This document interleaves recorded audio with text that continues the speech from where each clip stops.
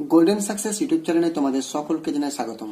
তো বন্ধুরা, এই ভিডিওটিতে আলোচনা করব দশম শ্রেণীর ছাত্রছাত্রীদের জন্য বোর্ডের তরফ থেকে যে সমস্ত বিষয়ে অ্যাক্টিভিটি টাস্ক দেওয়া হয়েছে তার মধ্যে আজ এই ভিডিওটিতে দশম শ্রেণীর অঙ্কের যে অ্যাক্টিভিটি টাস্ক দেওয়া হয়েছে তার সমাধান নিয়ে আলোচনা করব।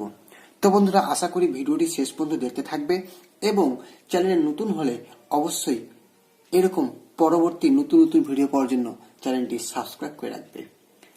চলি, এখানে প্রথম অঙ্ক দেখো, দেওয়া আছে a x square plus b x plus c equal to 0, a b c বাস্তব, এ নট ইকুয়াল টু 0 সমীকরণে বীজদ্বয় সমান হওয়ার শর্ত লেখো। তো দেখো, এখানে খুব সহজ। এটা এই সমীকরণটি কখন বীজদ্বয় সমান হবে? যখন আমরা জানি যে b square minus 4ac equal to 0। যখনই b square minus 4ac equal to 0 হবে তখনই সমীকরণগুলো কি হবে? সমান হবে, মানে বীজদ্বয় সমান হবে। তাহলে দেখো, এখানে করে দিচ্ছি যে লিখে দেব অতএব a x square plus b x plus c equal to 0 সমীকরণের বীজদ্বয় সমান হবে যখন b square minus 4ac equal to 0 হবে। আশা করি বোঝা গেছে। তাহলে কি বললাম? এই সমীকরণটি কখন বীজদ্বয় সমান হবে? যখন b square minus 4ac equal to 0 হবে। তাহলে চলি তারপরের অঙ্কে। দেখো, এখানে তারপরে অঙ্ক দেওয়া রয়েছে একটি বৃত্তের ব্যাসার্ধের দৈর্ঘ্য 10 সেমি এবং ওই বৃত্তের একটি জ্যায়ের দৈর্ঘ্য 12 সেমি হলে বৃত্তের কেন্দ্র থেকে জ্যায়ের দূরত্ব কত? দেখো, এখানে প্রথম আমি চিত্র এঁকে নিচ্ছি। দেখো,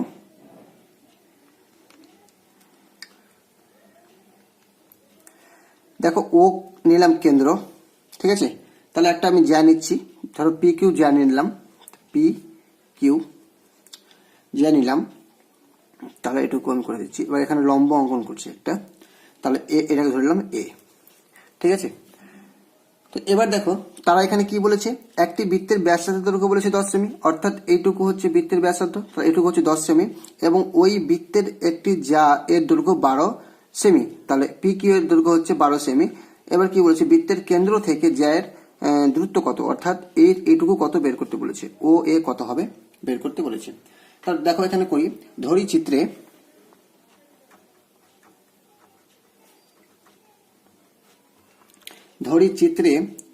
ও কেন্দ্রীয়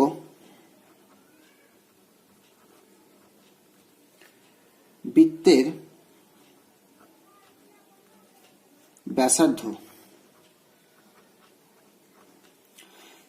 কত? তাহলে ও কিউ। তাহলে ব্যাসার্ধ লিখে দিচ্ছি ব্র্যাকেটে ও কিউ সমান কত দিয়েছিল? 10 সেমি। 10 সেমি এবং যা বা লিখে দিচ্ছি যা পি কিউ এর দৈর্ঘ্য,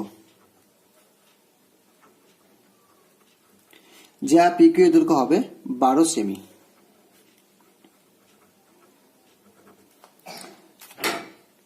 এবার দেখো, যেহেতু লিখে দিচ্ছি যেহেতু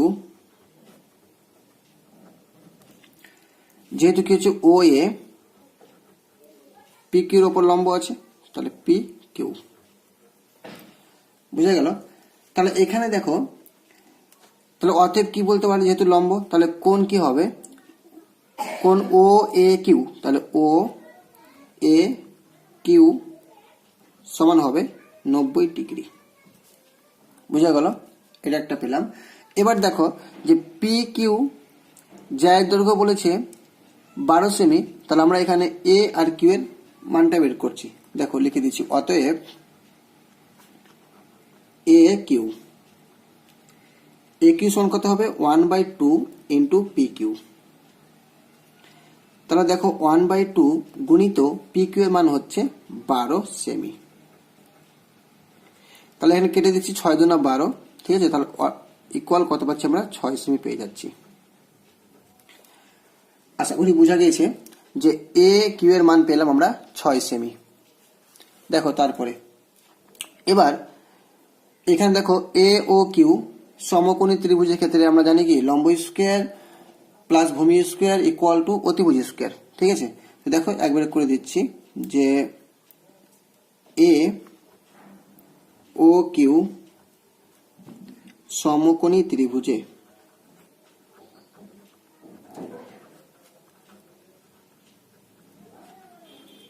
তাহলে কত হবে লম্ব স্কোয়ার মানে ও এর স্কোয়ার, দেখো এখানে তাহলে হবে ও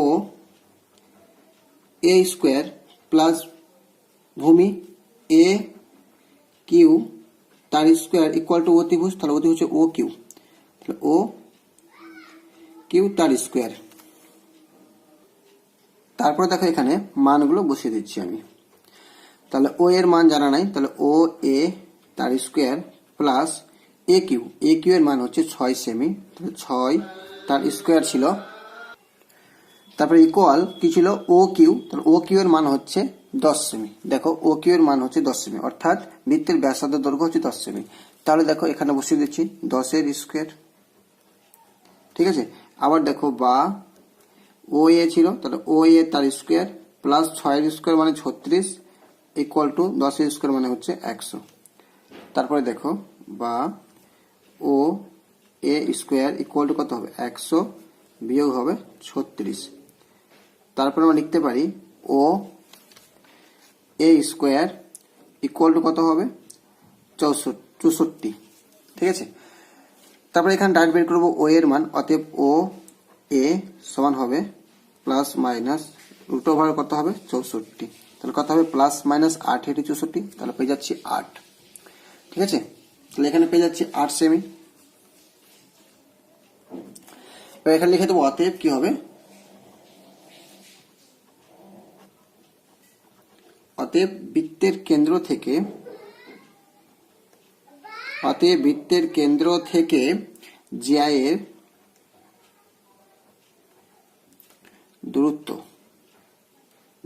দূরত্ব কত হবে 8 সেমি। আশা করি এটুকু বোঝা গিয়েছে। চলি তারপরের অঙ্কে। তারপর অঙ্কে দেখো দুটি ঘনকের আয়তনের অনুপাত 1:8 হলে ঘনক দুটি সমগ্র তলের ক্ষেত্রফলের অনুপাত কত। তো এই অঙ্কের ক্ষেত্রে দেখো প্রথমে ধরে নেব আমি যে ধরি প্রথম ঘনকের একটি বাহুর দৈর্ঘ্য,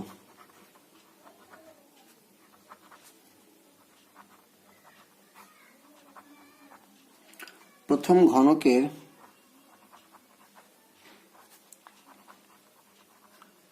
একটি বাহুর দৈর্ঘ্য সমান ধরে নিলাম আমি A1 একক। তারপরে দেখো এবং কি ধরছি আমি দ্বিতীয়, দেখো এবং দ্বিতীয় ঘনকের একটি বাহুর দৈর্ঘ্য ধরে নিলাম A2 একক, ঠিক আছে। এবার দেখো একবারে করে দিচ্ছি শর্তানুসারে।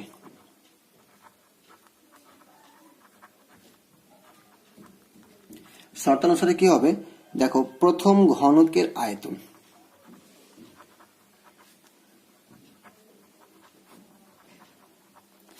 প্রথম ঘনকের আয়তন বাই কি হবে দ্বিতীয় ঘনকের আয়তন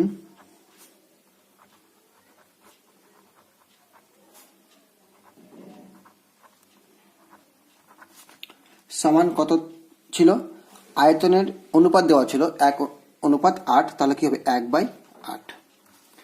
এবার দেখো বা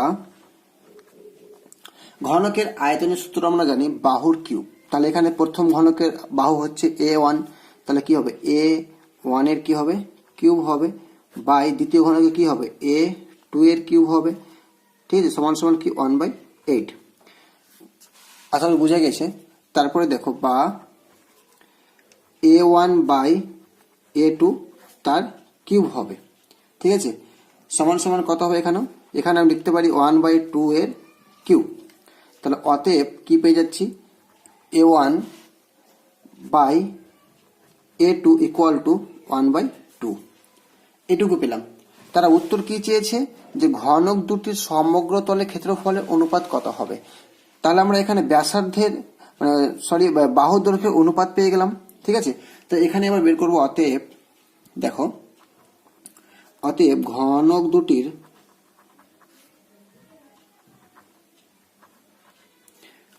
দুটির সমগ্র তলের ক্ষেত্রফলের অনুপাত, সমগ্র তলের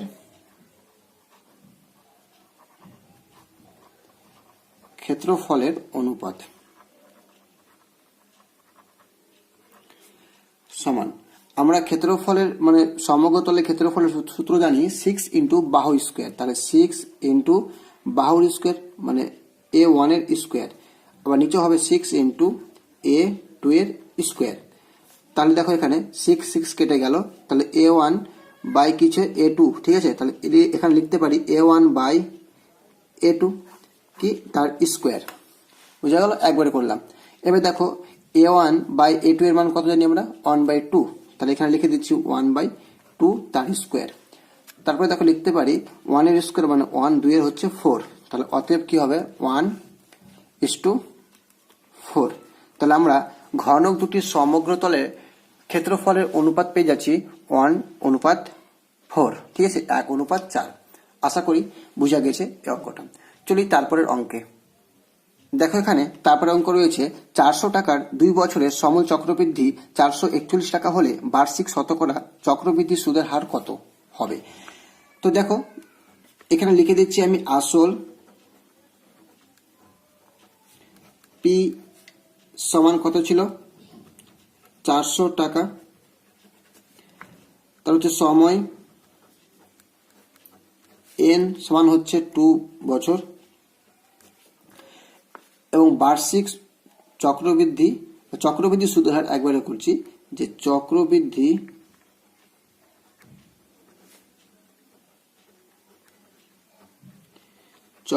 সুদের হার আর কত বের করতে বলেছে তারা।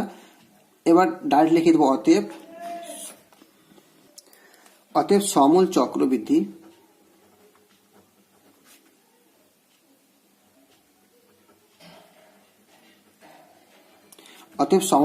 কি হবে, সূত্র জানি আমরা P into 1 plus r by 100 তার পাওয়ার হবে এন। এবার দেখো মানগুলো বসাচ্ছি, পি এর মান কত হচ্ছে 400 ইন্টু কি হচ্ছে 1 প্লাস আর এর মান জানা নেই, তাহলে আর বাই কত হবে 100, এন এর হচ্ছে 2। এত টাকা পেয়ে গেলাম আমরা সমূল চক্রবৃদ্ধি। তাহলে আমরা পেলাম এত, এবং ওদের দেওয়া আছে 441। তাহলে দেখো এখানে শর্তানুসারে করে দিচ্ছি।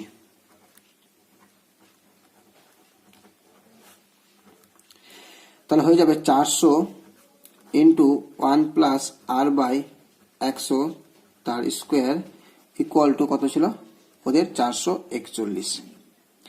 এবার দেখো বা 1 প্লাস আর বাই 100 তার স্কোয়ার ইকুয়াল টু পেয়ে যাবো আমরা 441/400। তারপরে দেখো বা 1 প্লাস আর বাই 100 সমান কি হবে √441/400। আবার দেখো বা 1 প্লাস আর বাই 100 সমান কি লিখতে পারি 441 এর বর্গমূল হবে 21, আর 400 বর্গমূল হলো 20, বুঝা গেল। এবার তারপরে দেখো আর বাই 100 সমান এটাকে 1টাকে উপর নিয়ে যেতে কত হবে 21/20 - 1। তারপরে দেখো বা আর বাই 100 সমান লসাগু হচ্ছে 20, তাহলে 21 বিয়োগ হবে 21 কে 20, তাহলে 20। তারপরে দেখো বা আর বাই 100 সমান 21 থেকে 20 বাদ দিলে 1/20, ঠিক আছে। এবার এখানে অতএব একবারে করে দিচ্ছি আর ইকুয়াল টু হবে 100/20। এবার দেখো কত হচ্ছে, 5 × 20 100, তাহলে পেয়ে গেলাম 5%। বুঝা গেল? তাহলে লিখে দিচ্ছি আমি একবার, অতএব বার্ষিক শতকরা চক্রবৃদ্ধি সুদের হার 5%। দেখো লিখে দিচ্ছি এখানে, অতএব নির্ণেয় বার্ষিক শতকরা চক্রবৃদ্ধি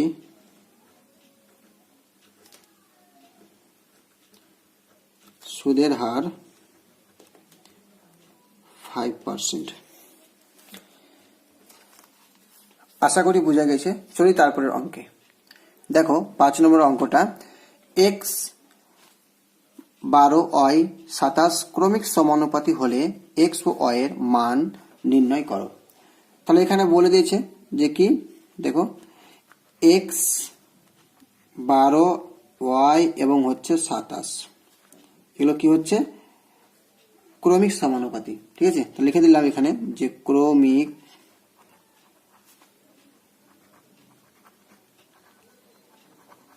ক্রমিক সমানুপাতি। ঠিক আছে, তাহলে ক্রমিক সমানুপাতিতে কি হবে, তাহলে x অথবা কি পেয়ে যাবো, x/12 সমান 12/y সমান y/27। ঠিক আছে, প্রথমে কাজ করি এইটুকু। ঠিক আছে, প্রথমে এইটুকু কাজ করছি। দেখো তাহলে এখানে কি লিখতে পারি, অতএব 12/y = y/27। তাহলে এখানে লিখতে পারি অতএব কোনাকুনি গুণ করছি, দেখো তাহলে y² হবে ইন্টু এখানে পেয়ে যাব 12 ইন্টু হবে 27। ঠিক আছে, এবার এখানে দেখো যদি এখানে গুণ করি আমি, দেখো বা y² সমান গুণ করে পেয়ে যাবো আমরা 324। বুঝা গেল? তাহলে অতএব কি পাবো, y² সমান √, কত পেয়ে যাবো আমরা, যে প্লাস মানে কত 324। বুঝা গেল? তাহলে এবার যে 324-এর বর্গমূল কত বের করতে হবে। তাহলে 324-এর বর্গমূল পেয়ে যাবো আমরা 18। বুঝা গেল? তাহলে y = পেয়ে গেলাম 18। তাহলে একটা উত্তর পেলাম। এবার দেখো, এবার কাজ করি এইটুকু।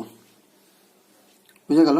তাহলে কি হবে, x, তাহলে এখানে করছি অতএব x/12 সমান হবে 12/y। তারপরে দেখো y এর মান কত পেয়েছি, 18। তাহলে এখানে লিখতে পারি যে x/12 সমান 12/18। ঠিক আছে, এবার দেখো বা x = কি লিখতে পারি, 12 গুণিত 12/18।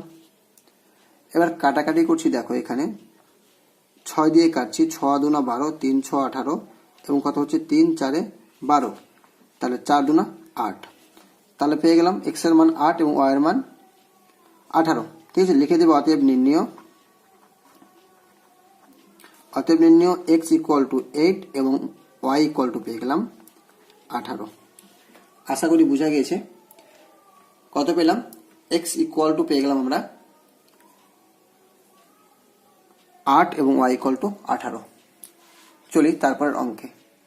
দেখো তারপর অঙ্ক বলেছে, ও কেন্দ্রীয় বৃত্তের AB একটি ব্যাস, C বৃত্তে অবস্থিত একটি বিন্দু এবং কোণ OBC = 60 ডিগ্রি হলে কোণ OCA এর মান কত বের করতে বলেছে। দেখো প্রথমে আমি চিত্র এঁকে নিচ্ছি। তাহলে কি বলেছে, ও কেন্দ্রীয় বৃত্তে, তাহলে ও কেন্দ্রীয় বৃত্তে AB একটি ব্যাস, তাহলে AB একটি ব্যাস। দেখো নিলাম এটা ও, তাহলে AB একটি ব্যাস নিলাম। এবার কি বলেছে, C বৃত্তে অবস্থিত একটি বিন্দু, তাহলে এখানে নিলাম C। তাহলে দেখো কিছু অঙ্কন করি এখানে। তাহলে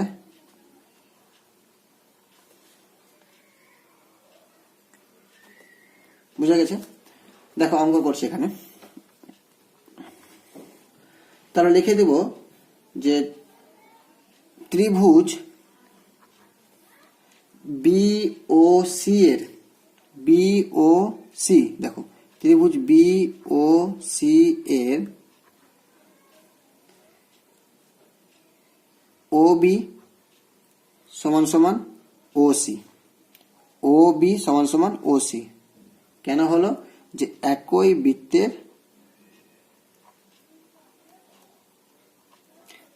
বৃত্তের ব্যাসার্ধ, ঠিক আছে, একই বৃত্তের ব্যাসার্ধ। এবার দেখো অতএব কোণ ও সি বি, তাহলে কোণ ও সি বি অর্থাৎ এই কোণটা এবং কোণ ও বি সি এই কোণটা দুটা কি হবে? সমান হবে।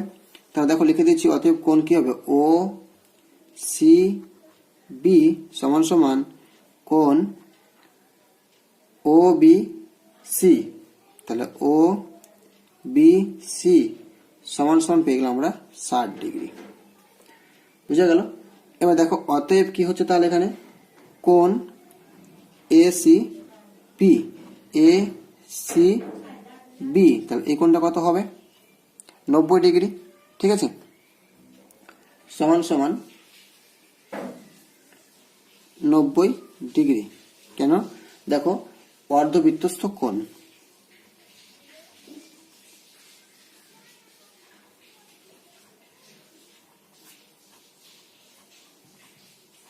অর্ধবৃত্তস্থ কোণ। এবার দেখো অতএব কোণ ও সি এ, কোণ ও সি এ মানে এই কোণটা তাহলে কত হবে? দেখো লিখে দিচ্ছি আগে, কোণ ও সি এ সমান সমান পেয়ে যাব কি?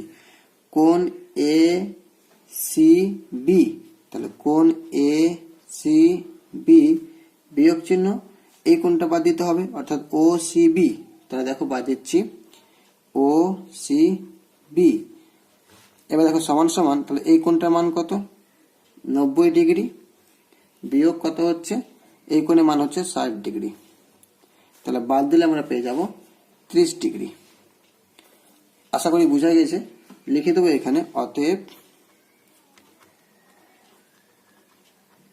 নির্ণেয় কোণ ও সি এ সমান 30 ডিগ্রি। চলি তারপরের অঙ্কে। দেখো এখানে তারপরে অঙ্ক, একটি ঘনকের প্রত্যেকটি ধারের দৈর্ঘ্য 50% বৃদ্ধি পেলে ঘনকটির সমগ্র তলের ক্ষেত্রফল শতকরা কত বৃদ্ধি পাবে? তো দেখো প্রথমে ধরে নিব যে ঘনকের প্রতিটি ধারের দৈর্ঘ্য এ একক। ঘনকের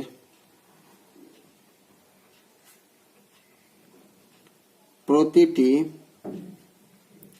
ধারের দৈর্ঘ্য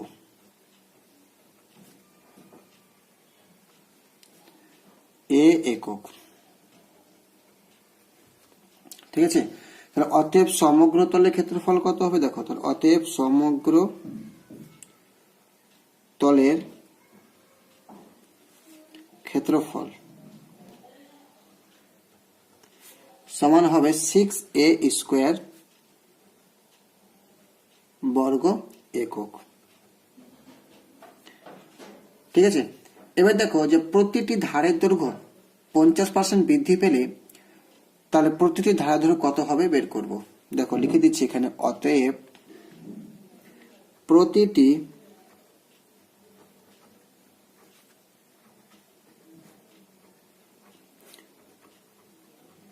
ধারের দৈর্ঘ্য 50% বৃদ্ধি পেলে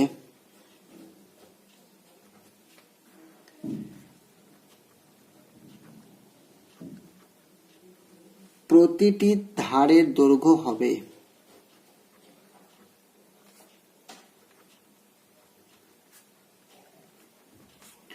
কত হবে? এ তো ছিল এবং কত পার্সেন্ট বৃদ্ধি পেয়েছে তারা? 50%, তাহলে এ গুণিত কত হবে? 50/100 একক, ঠিক আছে। তাহলে এখানে কত হবে? এ প্লাস কত হবে? 50 × 100, তাহলে a/2 একক, ঠিক আছে, তাহলে লসাগু করলে পাবো 2, তাহলে 2a প্লাস a সমান সমান পাবো 3a বাই 2 একক। বুঝা গেছে? তাহলে এটা পেলাম আমরা যে প্রতিটি ধারের দৈর্ঘ্য 50% বৃদ্ধি পেলে প্রতিটি ধারের দৈর্ঘ্য হবে 3a বাই 2 একক। ঠিক আছে, এবার দেখো এর ক্ষেত্রে যখন 50% বৃদ্ধি পেল প্রত্যেকটি ধারের দৈর্ঘ্য, তখন সমগ্র তলের ক্ষেত্রফল কত হবে? দেখো দেখো অতএব সমগ্র তলের ক্ষেত্রফল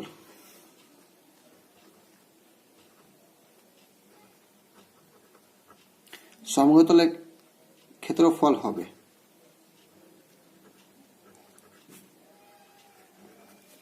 সমগ্র তলের ক্ষেত্রফল হবে কত? 6 ইন্টু বাহুর স্কোয়ার, তাহলে 3a বাই 2 তার স্কোয়ার বর্গ একক। তাহলে দেখো 6 ইন্টু কত হবে? 3 3 9 a স্কোয়ার বাই 4 বর্গ একক। বোঝা যাচ্ছে? বর্গ একক। তাহলে এবার দেখো গুণ করছি বা একটু কাটাকাটি করছি, দেখো 2 দিয়ে কাটছি আর 3 হচ্ছে, তাহলে 3 9 27 a স্কোয়ার বাই 2 বর্গ একক। আমরা যে যখন 50% বেড়ে গেল তখন তার সমগ্র তলের ক্ষেত্রফল হবে 27 a স্কোয়ার বাই 2 বর্গ একক। ঠিক আছে, এবার ডাইরেক্ট লিখে দেবো অতএব ক্ষেত্রফল বৃদ্ধি। দেখো অতএব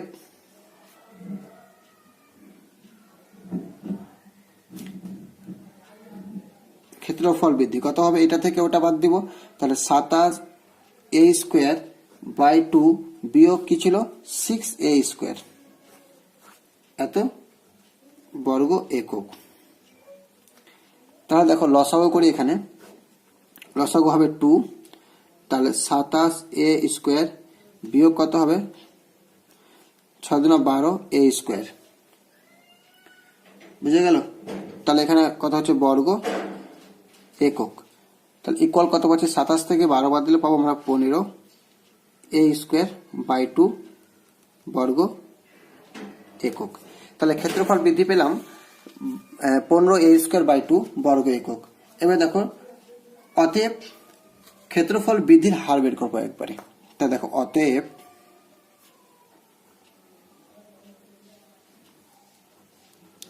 ক্ষেত্রফল বৃদ্ধির হার সমান কত হবে? দেখো এটা একবারে করছি আমি, তাহলে কত ছিল? 15 a স্কোয়ার বাই 2, তাহলে নিচে হবে কত তো ছিল? প্রথম ছিল 6a স্কোয়ারে ছিল, শতকরা বের করবো, তাহলে 100 দিয়ে গুণ করব। ঠিক আছে, বুঝতে না পারলে অবশ্যই কমেন্ট করে জানাবে। এত একক। তাহলে এখানে একটু কাটাকাটি করি, দেখো যে 15a স্কোয়ার বাই 2, ঠিক আছে, আবার গুণিত কি হবে? 1/6a স্কোয়ার ইন্টু 100 পেয়ে যাবো আমরা পার্সেন্ট। তাহলে দেখো এখানে গুণ করে দিয়েছি মানে এখানেও পার্সেন্ট হবে। ঠিক আছে, পার্সেন্ট। এবার এখানে দেখো কাটাকাটি করছি, 3 দিয়ে কাটছি, 3 দুনা 6, 3 5 15। তাহলে এখানে কাটছি এবার 50 দুনা 100 এবং 25 দুনা 50। এবার 5 25 হচ্ছে 125%। তাহলে এটি হচ্ছে উত্তর।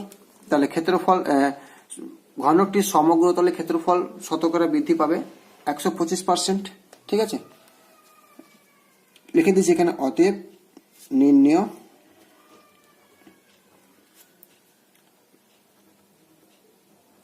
ঘনকটির সমগ্র তলের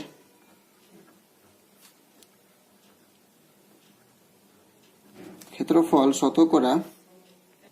আশা করি এই অঙ্কটা বোঝা গেছে। চলি তারপরে লাস্ট একটি অঙ্ক রয়েছে। আর দেখো এখানে সমাধান করো, দিয়েছে 2x plus 1 plus 1 3/2x plus 1 equal to 4 হলে, 4 দেওয়া আছে, এখানে দেওয়া আছে x নট ইকুয়াল টু -1/2। দেখো খুব সহজ এটা সমাধান। দেখো আমি এখান থেকে করে নিচ্ছি, দেখো বা লসাগু করি, এখানে লসাগু পেয়ে যাবো আমরা 2x প্লাস 1, ঠিক আছে। তাহলে এখানে হবে 2x প্লাস 1 এর স্কোয়ার হয়ে যাবে, গুণ করলে প্লাস 3 পড়ে থাকবে ইকুয়াল টু 4। বা দেখো উপরে সূত্র বসে দিচ্ছি আমি, a প্লাস বি তার হোল স্কোয়ার সূত্র হবে a স্কোয়ার মানে 2x এর স্কোয়ার প্লাস 2a মানে 2x, b মানে 1 প্লাস b স্কোয়ার মানে 1 এর স্কোয়ার প্লাস 3 ছিল 3, বাই কি হচ্ছে 2x প্লাস 1 ইকুয়াল টু হচ্ছে 4। তারপরে দেখো বা কত হবে 4x এর স্কোয়ার যোগ 2 দুনা 4 x প্লাস 1 প্লাস 3 বাই হচ্ছে 2x প্লাস 1 ইকুয়াল টু 4। তারপরে দেখো বা উপরে লিখছি 4x এর স্কোয়ার প্লাস 4x প্লাস 1 আর 3 মানে 4 বাই কি হচ্ছে 2x প্লাস 1 ইকুয়াল টু হচ্ছে 4। এবার দেখো আমি কোনাকুনি গুণ করে দিচ্ছি, তাহলে গুণ করলে হবে যে 4x এর square plus 4x plus 4 equal to হবে 8x, 2 দুনা 4x প্লাস 4। তাহলে এখানে দেখো 4 4 কাট হলো, তাহলে কি পড়ে থাকছে দেখো 4x এর স্কোয়ার প্লাস 4x থাকছে, এটা নিয়ে আসলে এবারে কত হবে 8x মাইনাস হয়ে যাবে ইকুয়াল টু 0। তারপরে দেখো 4x এর স্কোয়ার 8টা থেকে 4টা বাদলে 4টা পড়ে থাকবে, তাহলে মাইনাস 4x পড়ে থাকবে ইকুয়াল টু 0। এবার এখান থেকে 4 কমন নিচ্ছি, তাহলে কি পড়ে থাকবে x square minus x equal to 0, বুঝা গেল। তারপরে দেখো x এর square minus x equal to 0 থাকছে, আবার এখান থেকে কমন নিচ্ছি দেখো x, তাহলে কি পড়ে থাকছে x মাইনাস 1 ইকুয়াল টু 0। এবার দেখো হয় x সমান সমান 0 এবং অথবা কি হবে x মাইনাস 1 ইকুয়াল টু 0, তাহলে অতএব কি হবে x সমান সমান 1। তাহলে আমরা পেয়ে গেলাম x এর মানে কি পেলাম, একটা 0 একটা হচ্ছে 1, তাহলে লিখে দেবো অতএব নির্ণয়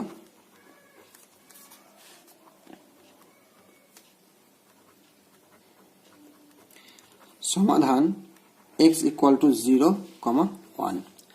তো বন্ধুরা আশা করি অঙ্কগুলো বোঝা গেছে। এরকম পরবর্তী নতুন নতুন ভিডিও পাওয়ার জন্য অবশ্যই চ্যানেলটি সাবস্ক্রাইব করে রাখবে।